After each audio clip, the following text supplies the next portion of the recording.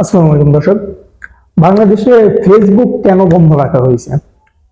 YouTube, imo, WhatsApp, মানে Google সকল সুযোগ সুবিধা দেওয়ার সত্ত্বেও ফেসবুকটা কেন অফ রাখা হয়েছে?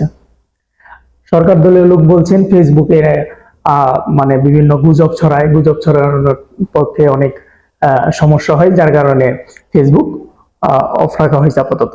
গুজব তো অনেকভাবেই ছড়াতে পারে, সামাজিক যোগাযোগ মাধ্যম ইউটিউব বলেন, হোয়াটসঅ্যাপ, ফেসবুক অনেকভাবে আছে, আরো অনেকভাবে মানে গুজব ছড়াইলে ছড়ানো যায়, সম্ভব। তো ফেসবুকটাকে স্পেশালি কেন অফ রাখা হয়েছে?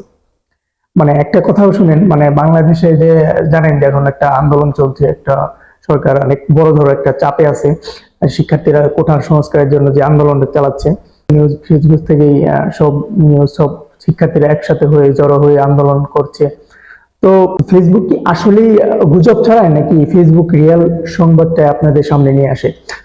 আমরা সবাই জানি যে এই বিগত আমি এই যে কয়দিন বাংলাদেশে ইন্টারনেট কানেকশন ছিল না, 5-6 দিন, সেই ইন্টারনেট কানেকশনের ভিতরে মানে বাংলাদেশের যে মিডিয়া গুলো আছে তারা কি প্রচার করেছে সেটা আপনারা দেখছেন, অনেকের টিভিতে দেখছেন যে কি প্রচার করছেন।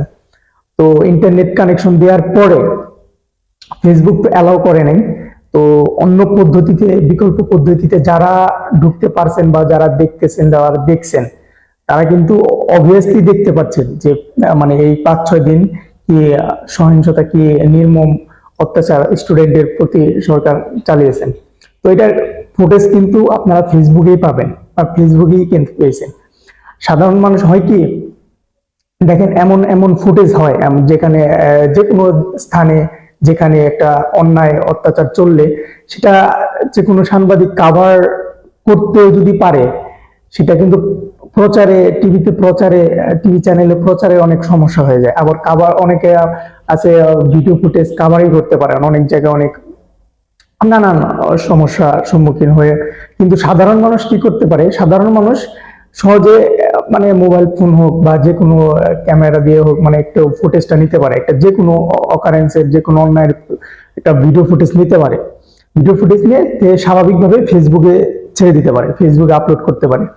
কিন্তু ফেসবুকে আপলোড করার সাথে সাথে ভিডিওটা কিন্তু সাথে সাথে ভাইরাল হয়ে যায়। ফেসবুকে কিন্তু অনেক মানুষ অ্যাক্টিভ থাকে, বা ফেসবুকে ভিডিও রিলস ভালোভাবে ভাইরাল হয় তাড়াতাড়ি ইউটিউবের চাইতে। ইউটিউবের ক্ষেত্রে কিন্তু সেটা হয় না। মানুষ কিন্তু মানে ভিডিও সবাই ফেসবুকে ছাড়তে পারলেও ইউটিউবে কিন্তু সরাসরি অনেকেই ছাড়তে পারে না বা আপলোড করতে পারে না। ফেসবুকে একটা মানুষ যে কোনো ভিডিও আপলোড নিয়ে মনে করে যে এটা অন্যায় হয়েছে, এটা প্রতিবাদ করা দরকার, এটা কোনো সাংবাদিক বা কোনো টিভি চ্যানেল দেখাচ্ছে না, বা কোনো টিভি চ্যানেলের সাংবাদিক এটা উঠিয়ে ধরছে না, কিন্তু তারা কিন্তু ফেসবুকে ভিডিও ছোট ছোট ক্লিপস, মানে ফেসবুক, টিকটক এইসবের জায়গায় আপলোড করে দেয়। কিন্তু ইউটিউবিংটা সবার দ্বারা হয় না, বা ইউটিউবে অনেকে বোঝেন কম, বা ইউটিউবে আপলোডিংটা কম করেন, যার কারণে মানে রিয়েল ফুটেজটা কিন্তু ফেসবুকে পাওয়া যায়। রিয়েল ফুটেজ আমি সাধারণত এই মানে এই যে 5-6 দিন যে ইন্টারনেট কানেকশন ছিল না, ইন্টারনেট কানেকশন না থাকার ফলে 5-6 দিন কি ঘটছে সেটা টিভি নিউজের চাইতে আপনারা রিয়েল যেটা পাবেন, রিয়েল নিউজ, সেটা কিন্তু ফেসবুকের মাধ্যমেই যারা ইতিমধ্যে ঢুকছেন বা ঢুকতে পারছেন তারা দেখতে পারছেন। আমি আমিও নিজে ঢুকেছিলাম ভিপিএন কানেক্ট করে, তো বাট এখন একটু প্রবলেম দেখা দিতেছে, তো আজকে ঢুকতে পারছি না কালকে রাত থেকে। তো ঢোকার পরে আমি রিয়েলাইজ করতে পারছি বা অনেক কিছু দেখতে পাচ্ছি। ভিডিও আমার কাছে কিছু কিছু ভিডিও আছে, বাট ওগুলা মানে এমন ভিডিও, মানে ওগুলা কি বলবো, মানে ইউটিউবে দেখানো সম্ভব কিনা আমি এই কারণে সন্দেহ, কারণে আমি দেখতে পাবেন আপনারা, আস্তে আস্তে সবই দেখতে পারবেন, আস্তে আস্তে ইউটিউবে চলে আসবে সব ভিডিও। কিন্তু ফার্স্টে ভিডিওগুলা, যে কোনো ভিডিওই ফার্স্টে কিন্তু ফেসবুকে চায়। সবাই কিন্তু ফেসবুকে আপলোডটা বেশি করে, এবং ফেসবুক গ্রাহক গুলাও বেশি, ফেসবুক কন্টেন্ট ক্রিয়েটর বেশি, ফেসবুকে ভিডিও আপলোড হয় বেশি। ইউটিউবে আস্তে আস্তে ধীরে ধীরে আসে।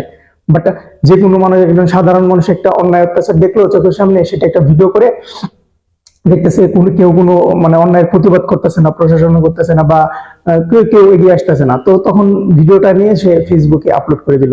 কিন্তু একটা সাধারণ মানুষ হইলো ফেসবুকে আপলোড করতে পারলো, সে কিন্তু ইউটিউবে আপলোড করতে অনেকেই পারে না।